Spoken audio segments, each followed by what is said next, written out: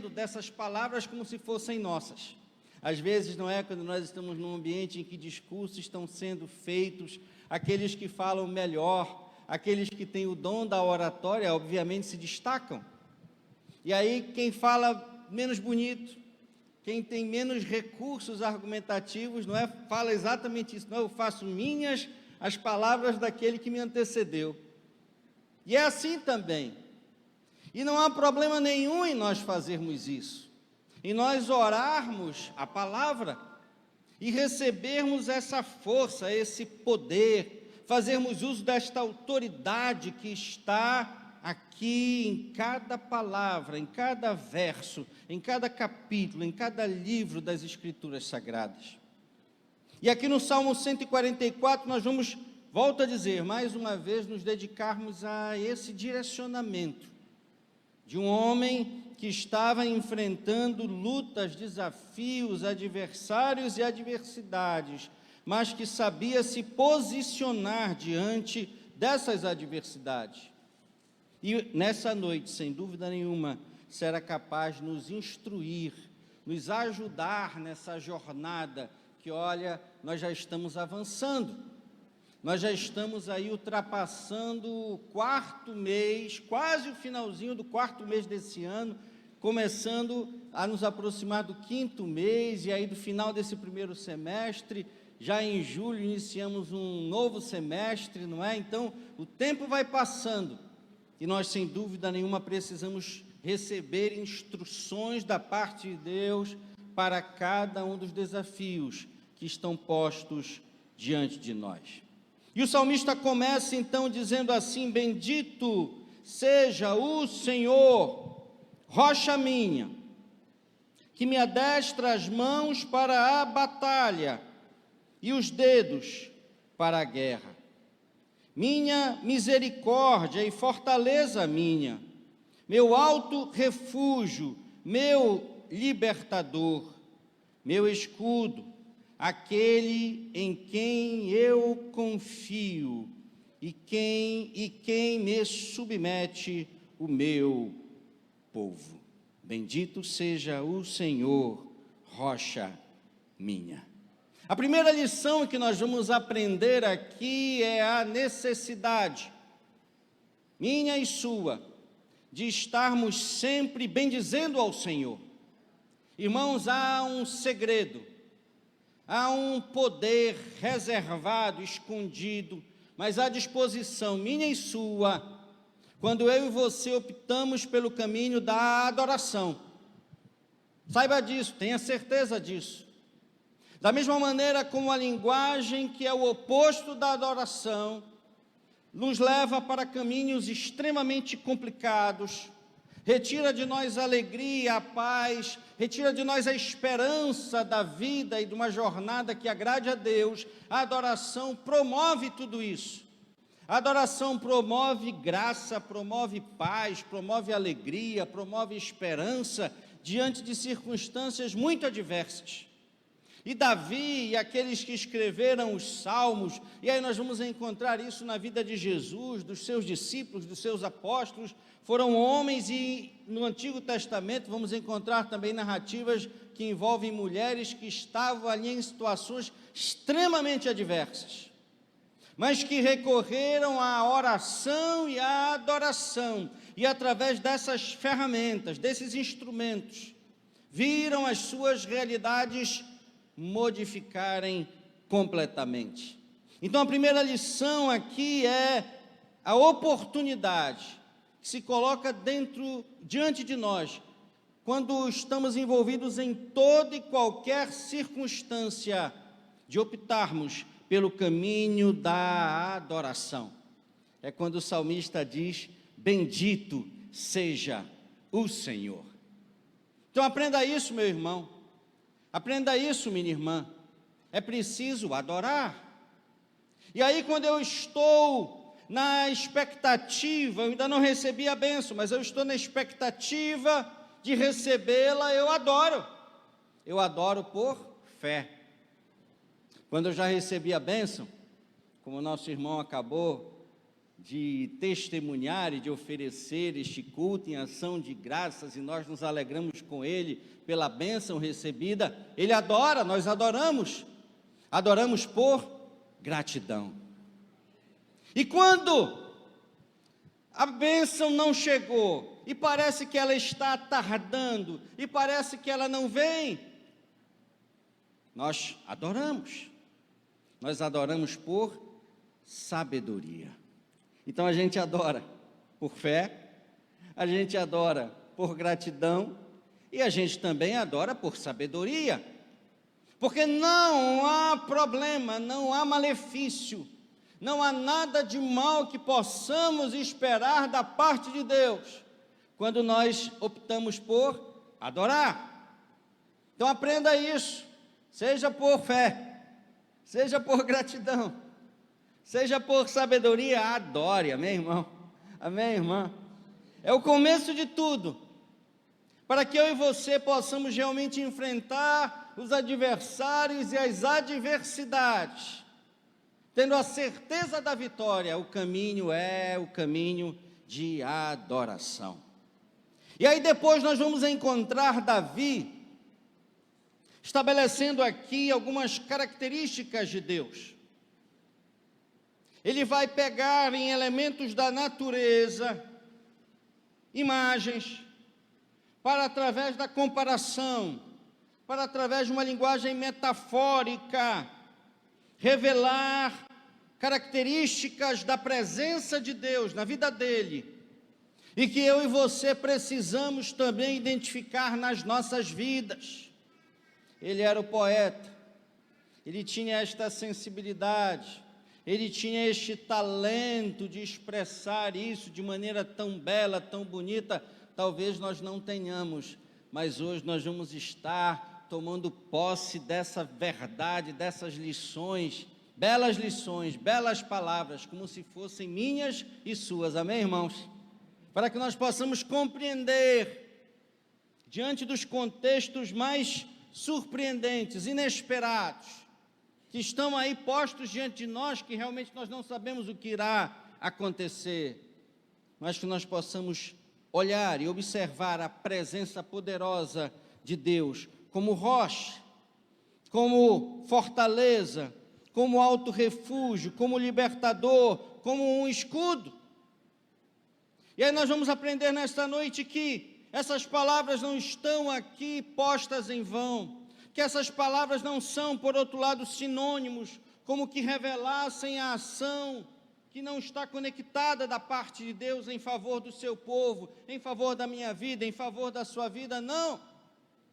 Cada uma dessas palavras, cada um desses versículos revela atributos poderosos que pertencem exclusivamente a Deus, mas que estão todos eles postos a favor dos seus filhos e filhas, amém? A favor de cada um de nós, a favor dos homens e mulheres que aqui estão, para nós percebermos como realmente Deus se importa conosco e como nós somos especiais para Ele.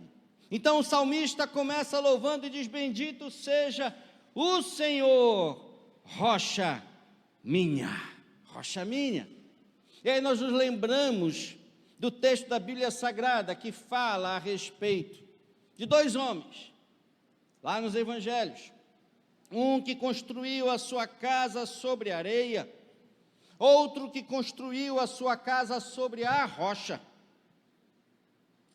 E a Bíblia nos conta, Jesus, na verdade, narrando essa parábola, nos diz que sobre aquela casa, contra aquela casa, incidiram vento, chuva, e elas foram abaladas, tanto aquela casa que estava sobre a rocha, quanto aquela casa que estava sobre a areia.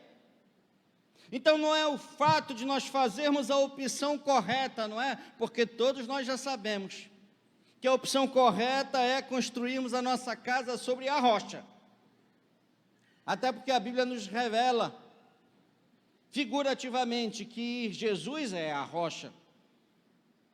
Então essa metáfora das casas e do fundamento escolhido por cada um daqueles homens, aponta claramente para a firmeza, para a estabilidade da palavra, do Evangelho, do próprio Cristo, tendo como contraposição as escolhas humanas, que muitas vezes estão associadas exatamente às facilidades que nós às vezes queremos selecionar como jornada das nossas vidas, como opção para as nossas vidas.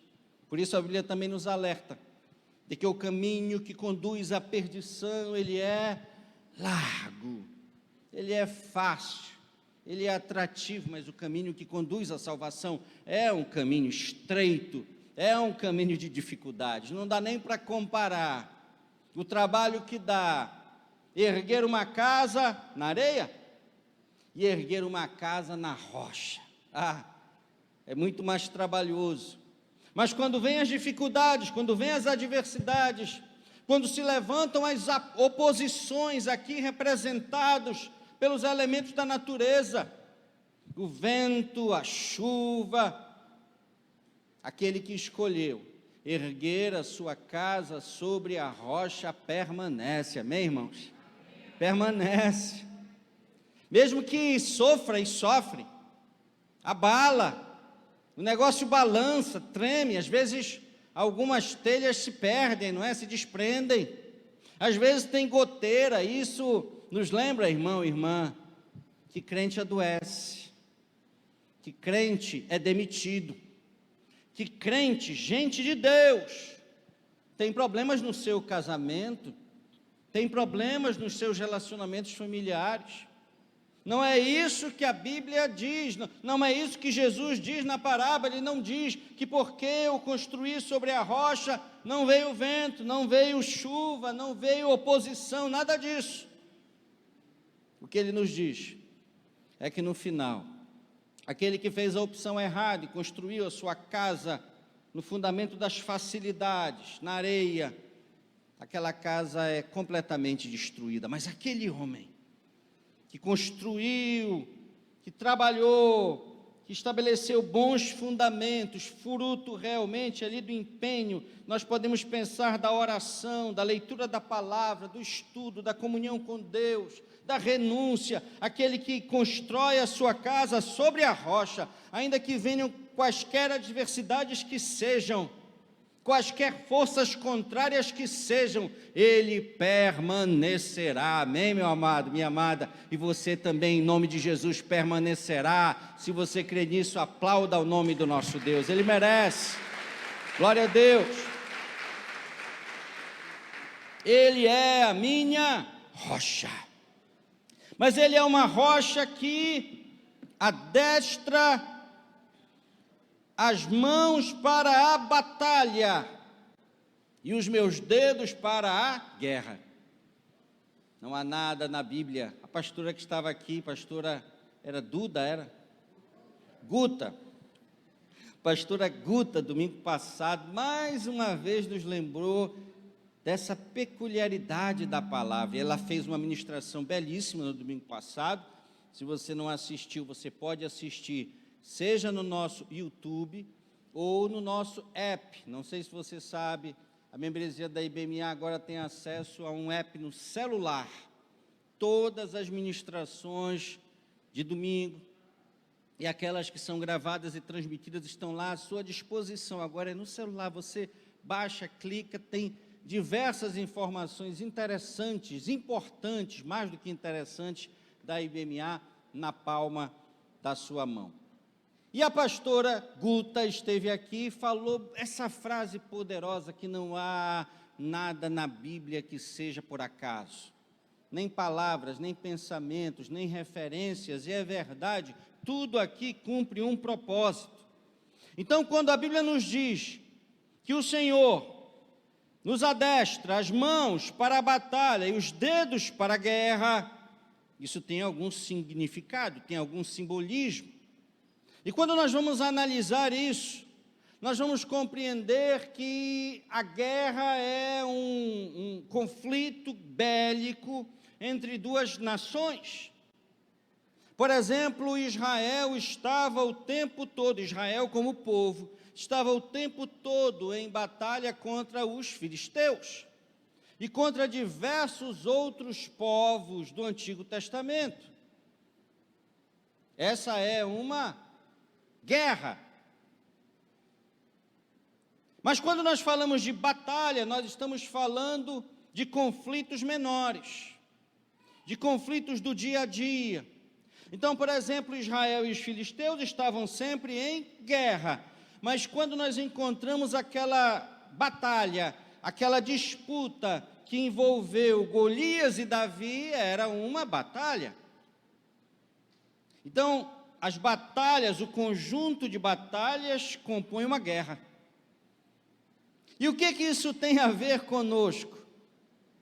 O que isso tem a ver com a nossa vida espiritual? É que nós vamos aprender, irmãos, aqui, que nas guerras, a nossa atuação ela é secundária, ela é importante. Há guerras acontecendo há séculos, há guerras acontecendo há milênios, guerras espirituais. E nessa batalha entre o império das trevas e o reino de Deus, eu e você temos um papel importante de orarmos, de vigiarmos, de falarmos e compreendermos a dinâmica desta guerra. Mas definitivamente o nosso papel é secundário. Esta guerra está sendo travada pelo próprio Deus. Agora, nas batalhas que dizem respeito ao dia a dia, aos enfrentamentos que nunca cessam, nessas batalhas, eu e você, irmão, irmã, estamos no fronte. Nós temos um papel de protagonistas. É óbvio que eu e você, sem a ajuda de Deus, sem essa habilidade que Ele precisa nos dar, nós não conseguimos avançar. Mas eu e você, tenha certeza, estamos em constantes batalhas, e a Bíblia diz aqui que para essas batalhas do dia a dia, nós precisamos ser adestrados. Se nessa guerra espiritual o nosso papel é secundário, nas batalhas eu e você precisamos nos submeter a esse adestramento, a esse treinamento, a essa preparação, que Deus está disposto, o Senhor está disposto a colocar à nossa disposição. E aí eu quero parabenizar o ministério da nossa igreja, às vezes até com vozes que se colocam com certa desconfiança: meu Deus, mas mais uma escola, meu Deus, mas mais um treinamento, meu Deus, será que ainda vale a pena, olhando aqui para o nosso diretor do CEBITAM, será que ainda vale a pena investir em formação teológica, num seminário teológico? É claro que sim, cumpre um papel. E aí depois o pastor Eduardo pode lhe dizer, não é? Quantos e quantos homens e mulheres têm sido ali capacitados, habilitados para uma vida ministerial mais preparada, com ferramentas e com o uso adequado de ferramentas para que nós possamos enfrentar essas batalhas e exercer o nosso papel nesta guerra. Olha, vir para um grupo de oração, para uma torre de oração, participar de uma vigília, você está sendo preparado. Participar daqui do nosso treinamento, do nosso curso às 5 horas da tarde, pastor, não sabia. Tem, você pode, deve participar. E ali nós vamos sendo, então, queridos, adestrados para essa batalha que nunca será vencida, a não ser quando Jesus vier buscar a sua igreja, amém? Quando Ele vier buscar a sua igreja, toda a luta, todo o sofrimento, toda a adversidade, tudo aquilo que nos angustia, que rouba a nossa paz, será deixado para trás, mas até o último dia das nossas vidas aqui, nós estaremos em batalha, e a boa notícia é que o Espírito Santo está te preparando para vencer essas batalhas, e para vencer essa guerra, em nome de Jesus.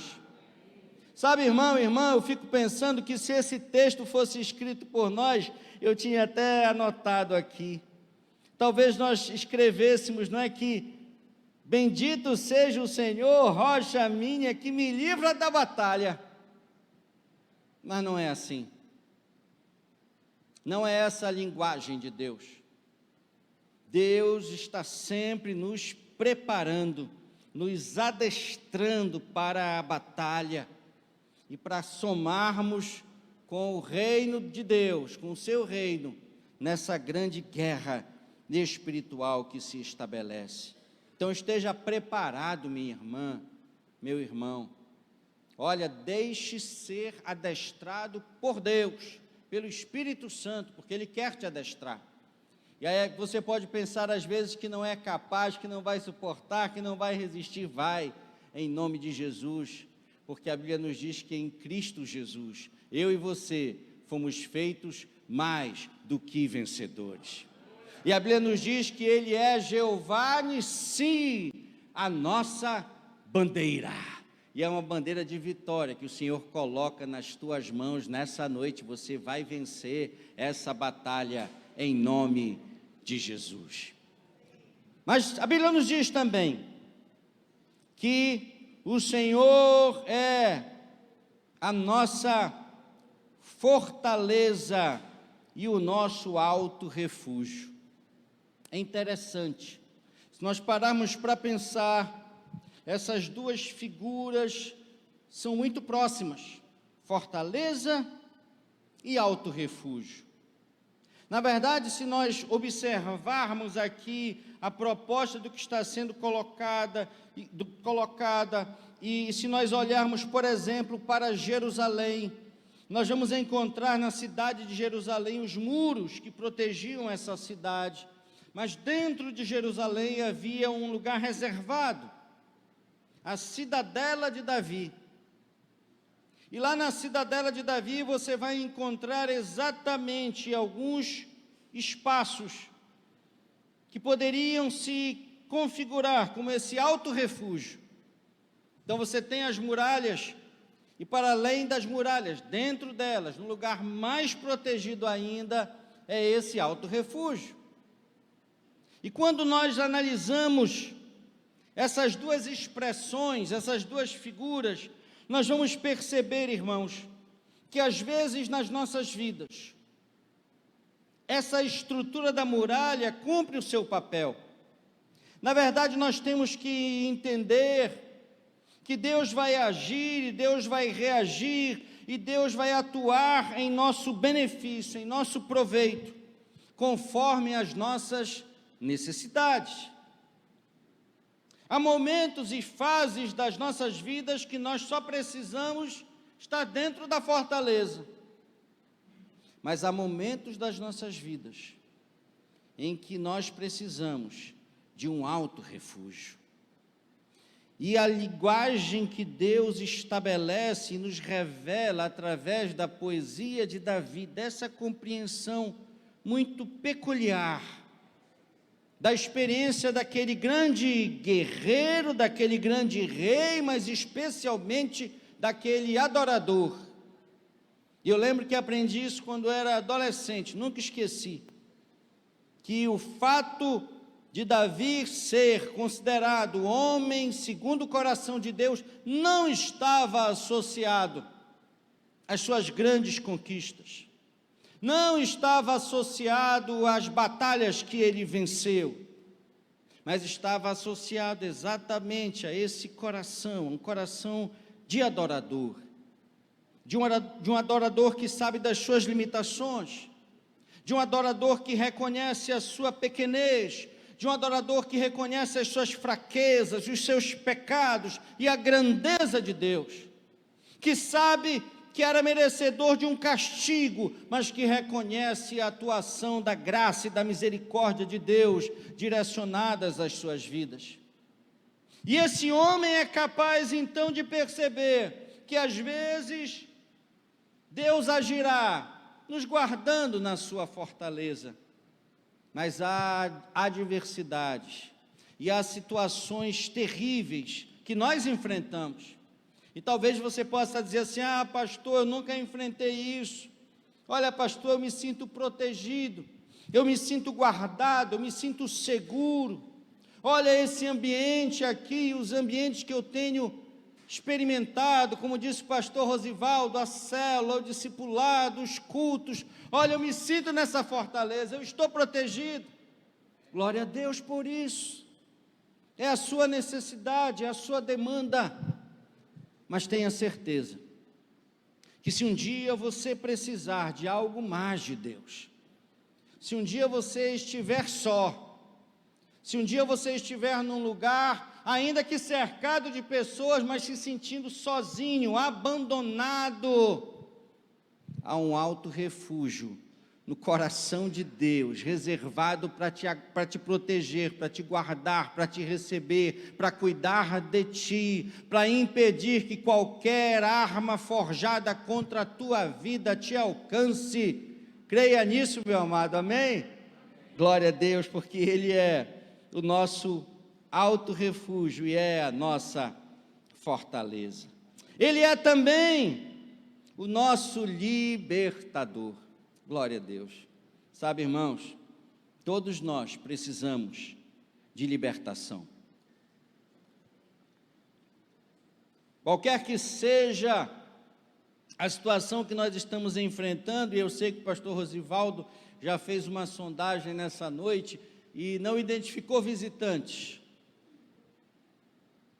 Então, a princípio, nós estamos aqui com irmãos e irmãs.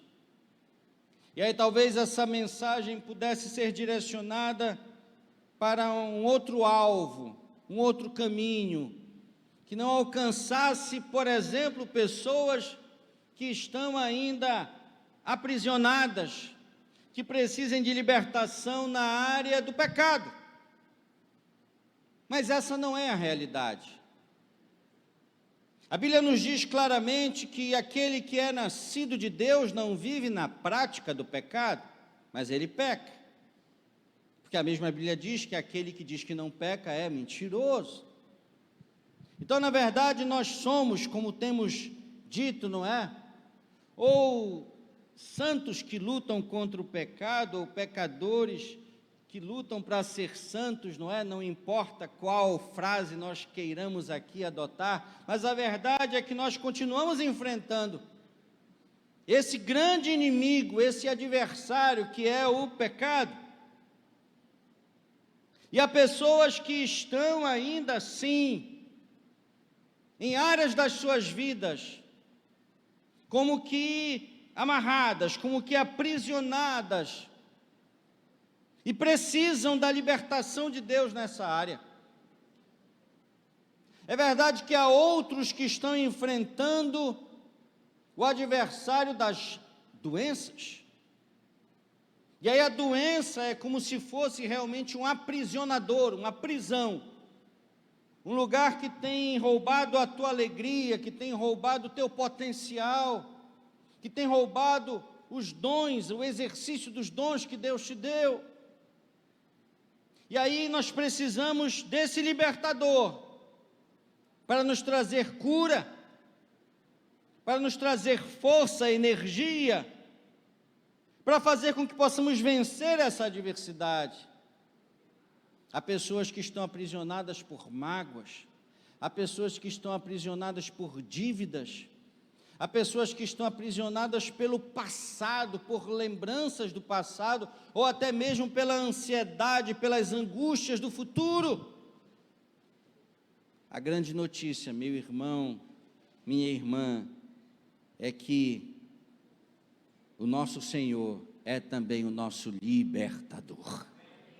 Se há alguém que pode nos libertar, seja do pecado, seja da doença, seja da mágoa, seja do rancor, seja do aprisionamento do passado, ou dessa expectativa que gera ansiedade em relação ao futuro. Esse é o bendito, esse é o Senhor, esse é aquele que é nossa rocha, esse é aquele que é a nossa fortaleza, o nosso alto refúgio, ele também é o nosso libertador.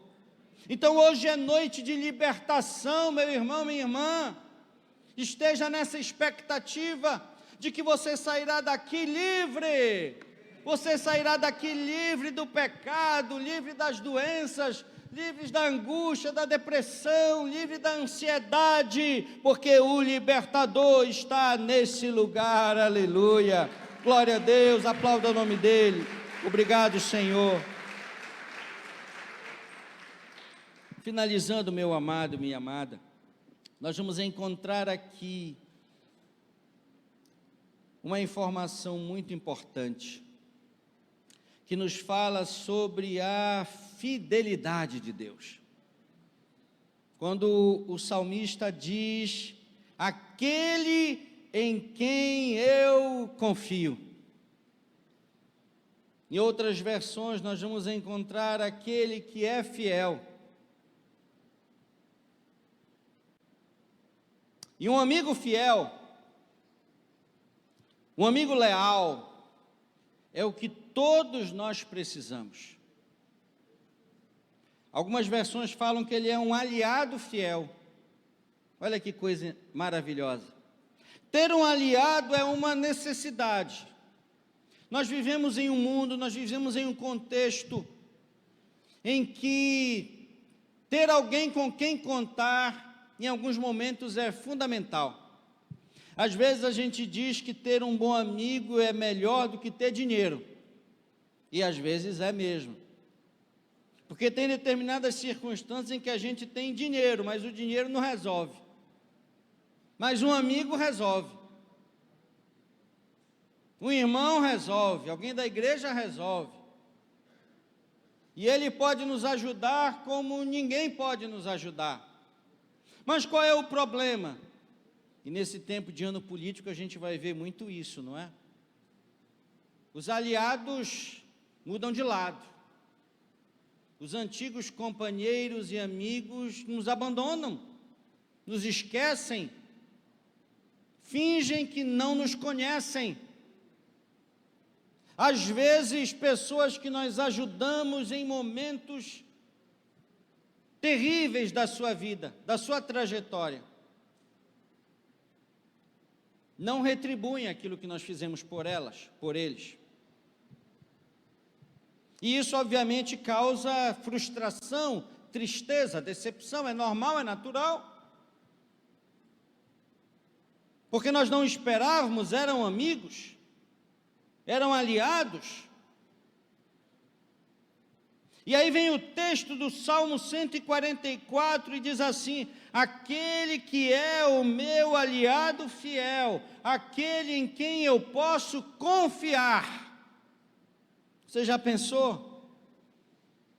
Alguém que não vai mentir, alguém que não vai enganar, alguém que não vai virar as costas, alguém que não vai fazer de conta que não te conhece.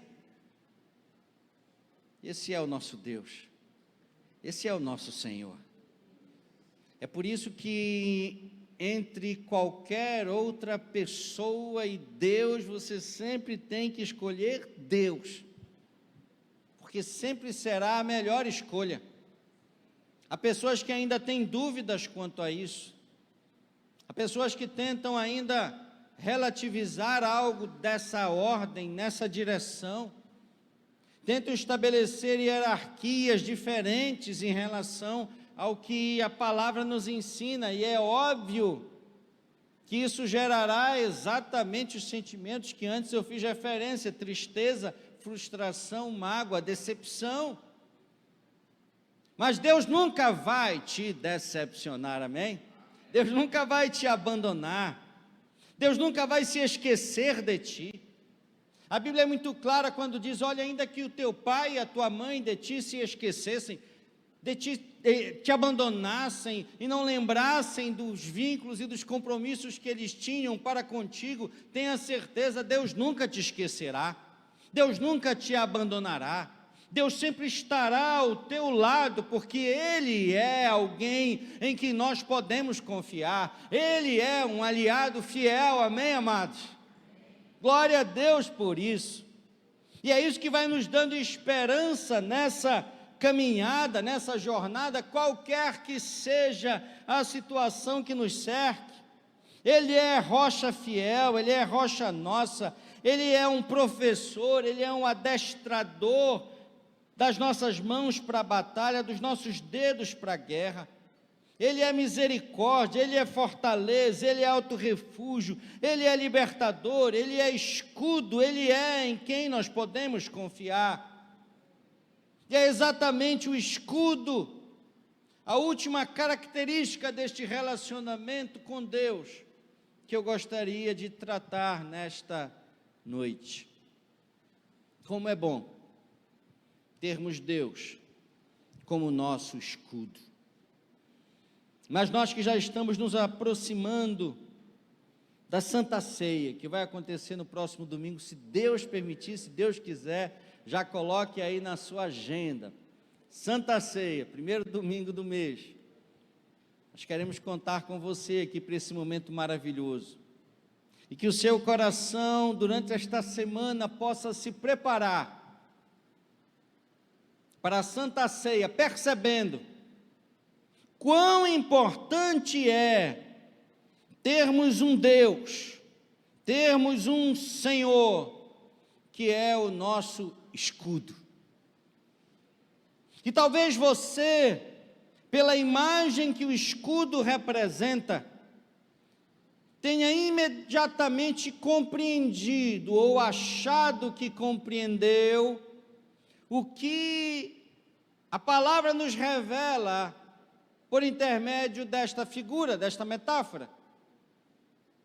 Talvez nós tenhamos gerado uma expectativa em relação a Deus enquanto uma rocha.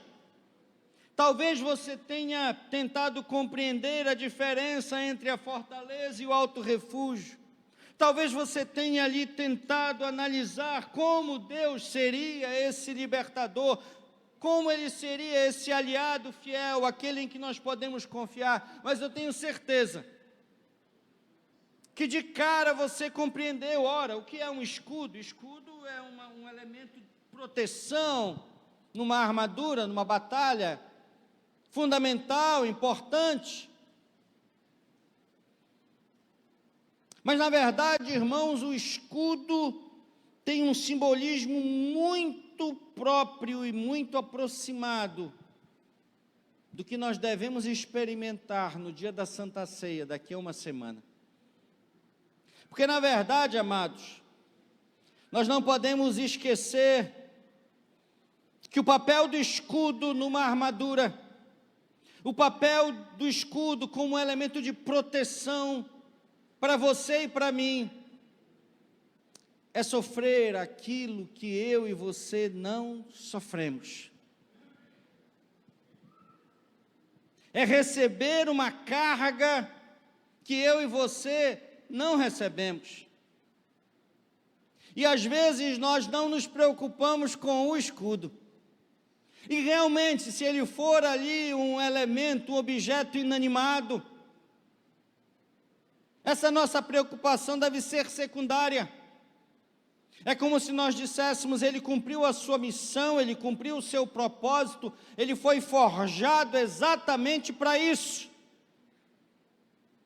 Para receber as flechas, as lanças, a violência que eu deveria sofrer. Mas quando a Bíblia vem e nos informa que Deus, que o nosso Senhor, é o nosso escudo, Ele está dizendo que o Deus Todo-Poderoso, Ele está dizendo que o Espírito Santo, nosso amigo, nosso Consolador, o texto está dizendo que Jesus Cristo, nosso Senhor e nosso Salvador, tem recebido as flechadas que eram direcionadas a nós, as lanças que tão ferozmente foram lançadas contra as nossas vidas, os murros, os socos, os chutes, tudo que era para nos atingir, nos derrubar, nos ferir, nos destruir, tem sido assumido por Deus, tem sido assumido pelo Pai, tem sido assumido pelo Espírito Santo, tem sido assumido por Jesus. As mentiras, as calúnias, as acusações, as injustiças, tudo bate nesse escudo e não chega até nós. Quanto amor, quanta entrega, quanta graça, quanta bondade, quanta misericórdia, protegendo pessoas como eu e você. E eu acredito que você tem esta mesma percepção que eu, de que nós não somos merecedores de absolutamente nada disso, amém, irmãos? Nós não merecemos um Deus que é rocha para nós. Nós não merecemos um Deus que é fortaleza, que é alto refúgio. Nós não merecemos um Deus que é libertador. Nós não merecemos um Deus que é fiel. E que a Bíblia diz que mesmo quando nós somos infiéis, Ele permanece fiel, porque não pode negar a si mesmo. E nós não merecemos um Deus que é escudo, que recebe tudo, toda a carga que deveria ser assumida por nós, e que obviamente eu e você não seríamos capazes de suportar. Por isso esse Deus é o nosso escudo. E é por isso, meu irmão, minha irmã, que Davi diz: bendito seja o Senhor. Bendito seja o Senhor, rocha minha, que me adestra as mãos para a batalha e os meus dedos para a guerra. Bendito seja o Senhor, minha misericórdia e fortaleza minha. Bendito seja o Senhor, meu alto refúgio, meu libertador. Bendito seja o Senhor, meu escudo, aquele em quem eu confio. Sabe, irmãos, quando nós conseguimos perceber a atuação de Deus nas nossas vidas, com todas essas manifestações, nós nos preparamos para experimentar algo que está, uma palavra profética que está no Salmo 144, e que Davi, de maneira tão inspirada, recebe da parte de Deus e compartilha comigo e com você.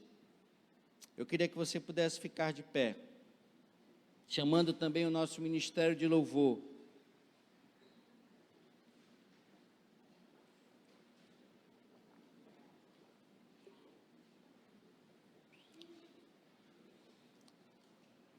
Diz assim, o mesmo Salmo 144.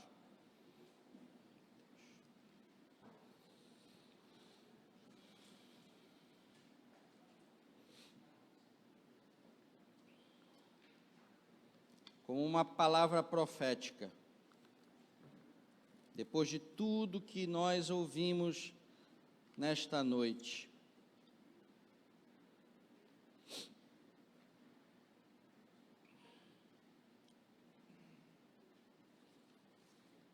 Porque a Bíblia vem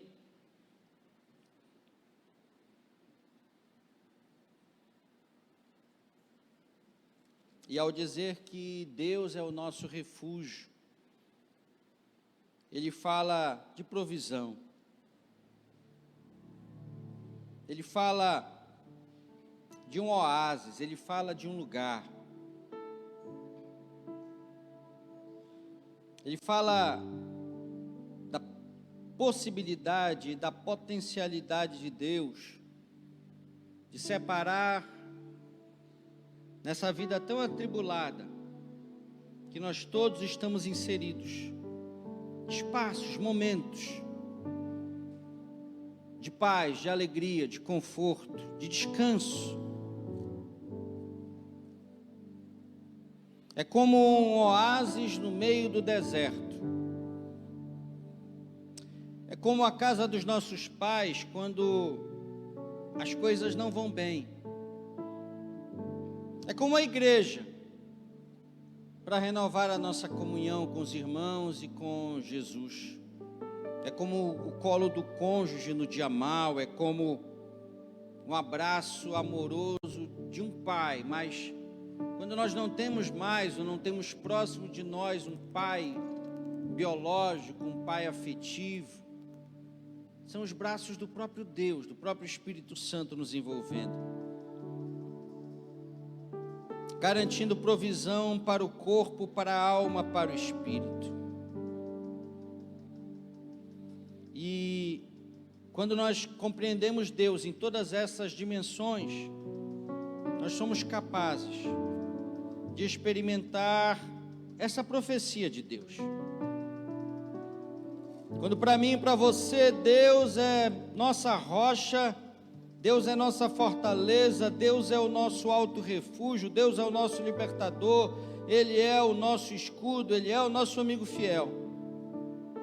O que está no Salmo 144, a partir do verso 12, se torna uma realidade, e está escrito: que nossos filhos sejam, na sua mocidade, como plantas viçosas, e nossas filhas como pedras angulares, lavradas como colunas de palácio, que transbordem os meus, os seus, os nossos celeiros, atulhados de toda a sorte de provisões, e que os nossos rebanhos produzam a milhares e a dezenas de milhares em nossos campos, que as nossas vacas andem pejadas, que não lhes haja rotura nem mau sucesso, que não haja gritos de lamento em nossas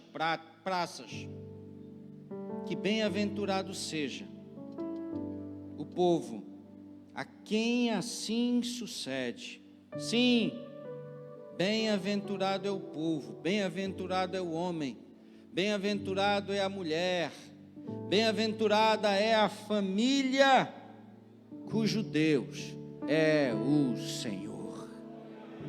Aleluia, glória a Deus. Obrigado, Senhor. Obrigado pela tua palavra, Deus. Obrigado, obrigado, obrigado. Vamos adorar ao Senhor com uma canção, já já estaremos orando, agradecendo sempre, mais uma vez a Ele. Convido você a cantar comigo essa canção. Por toda a minha vida, glória a Deus. Ó Senhor, te louvarei, pois meu fôlego é tua vida, e no carro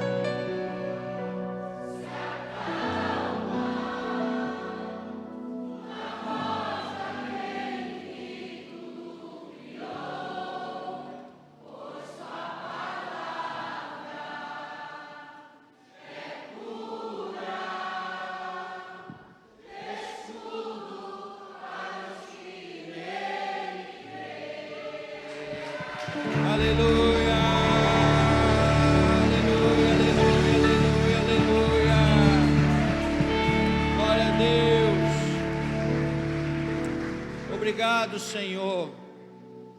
Obrigado pela Tua palavra, em primeiro lugar, tão desafiadora, tão rica, tão esclarecedora, meu Pai, para nos permitir, em cada circunstância, em cada situação das nossas vidas, fazermos uso de uma característica Tua, como Deus Todo-Poderoso, como Senhor, que vem atender às nossas necessidades. Claro, para que Tu sejas honrado, glorificado, reconhecido como soberano que és. Mas na Tua soberania Tu te preocupas conosco, Jesus. Tu te importas, Pai, com a nossa luta, com o nosso sofrimento, com as nossas angústias, necessidades, com os nossos dilemas, meu Pai. Porque Tu és amoroso e nós fomos criados como meninas dos Teus olhos, como coroa da Tua criação. Muito obrigado. Obrigado por esta canção, Senhor, que é capaz de consolidar nos nossos corações e mentes a palavra que foi ministrada. Obrigado, Senhor, pelos nossos ministros de louvor e de adoração, sempre instrumentos para que, Senhor, nós sejamos alimentados pela verdade e pelo poder que há na Tua palavra, no Teu Evangelho. Que nós possamos seguir assim, meu Pai, sabendo que não há doença, não há culpa, não há nada que possa se levantar contra nós e possa nos impedir de continuar avançando rumo ao centro da Tua vontade. Hoje é um dia especial. Hoje nós estamos aqui, Senhor, assumindo uma postura de homens e mulheres de Deus, que sabem o Deus que possuem, sabem que Ele é rocha, sabem que Ele é amigo fiel, sabem que Ele é escudo, sabem que Ele é oásis, sabem que Ele é alto refúgio, sabem que Ele é fortaleza, meu Pai, e que tem promessas maravilhosas para nós, para as nossas famílias, para as nossas fazendas, para os nossos recursos. Tudo, Senhor, projetado para alcançarmos o melhor, o excelente, o mais poderoso, aquilo, Senhor, que foge à nossa capacidade de sonharmos e de imaginarmos. É isso que o Senhor tem para todos e cada um de nós. Muito obrigado, meu Pai, muito obrigado. Que essa palavra, essa semente, possa germinar, dar frutos, frutos bons, frutos de excelência durante o final deste mês de abril, o novo mês que se aproxima, maio, junho, meu Deus, neste ano de 2024 todo, que nós possamos estar sempre lembrando o que Tu és, quem Tu és, e o que Tu podes fazer de extraordinário nas nossas vidas. Bendito, exaltado, adorado seja para sempre o Teu poderoso nome. Aleluia. Vamos aplaudir mais uma vez ao nome do Senhor.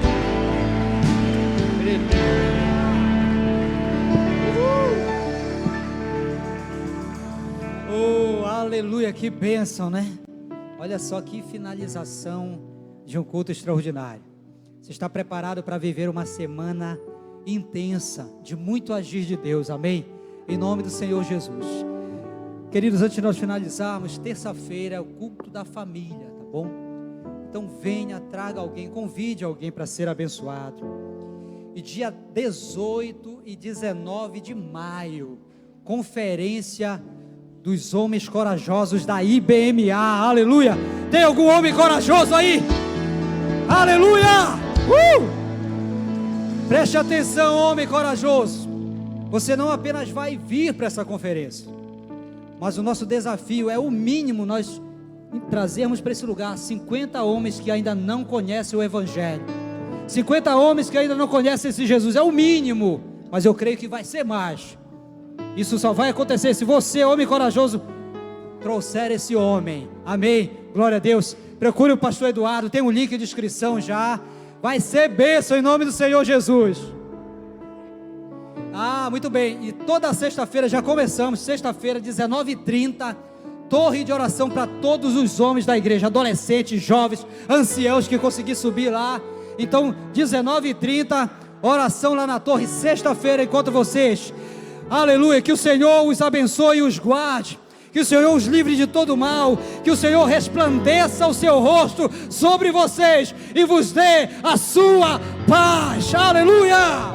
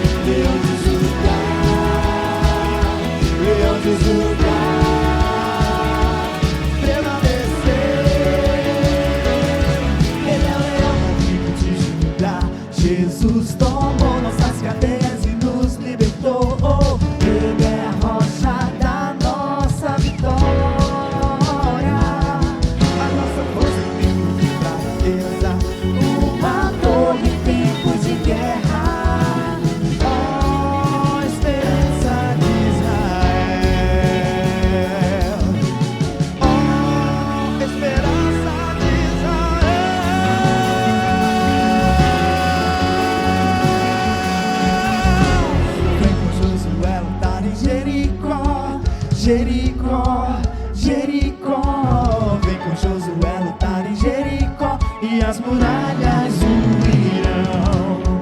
Vem com Josué lutar em Jericó, Jericó, Jericó, vem com Josué lutar em Jericó e as muralhas ruirão. Suba os montes devagar, que o Senhor vai guerrear, cerque os muros para mim, Jericó chegou ao fim. Suba os montes devagar, que o Senhor vai guerrear, cerque os muros para mim, pois Jericó chegou ao fim. Vem com Josué lutar em Jericó, Jericó, Jericó, vem com Josué lutar em Jericó e as muralhas ruirão. Suba os montes